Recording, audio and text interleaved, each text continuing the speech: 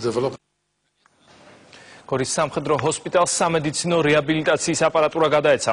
აქცია ნატოს კვირეულის ფარგლებში მოეწყო და მას საქართველოს ვიცე-პრემიერი და ლიტვის ელჩიც დაესწრნენ. გიორგი ბარამიძემ პროექტის მნიშვნელობაზე ისაუბრა. მოგვიანებით გიორგი ბარამიძე გორში დევნილთა დასახლებასაც ესტუმრა. შეხვედრაზე საუბარი იყო საქართველოს ნატოში გაწევრიანებაზე, ტერიტორიული მთლიანობის მშვიდობიანად აღდგენასა და დევნილების თავიანთ სახლებში ღირსეულად დაბრუნებაზე. ამ აპარატურის მეშვეობით მოხდება მათი კურნალობა და ექიმები, რომლებიც იყვნენ შესაბამისად გაწვრთნილები და მომზადებულები, ასევე დაეხმარებიან როგორც სამხედროებს, ისე სამოქალაქო პირებს. ძალიან ემოციურია იმ ადამიანებთან შეხვედრა, რომელთაც უშუალოდ განიცადეს 2008 წლის ომის ტრაგედია.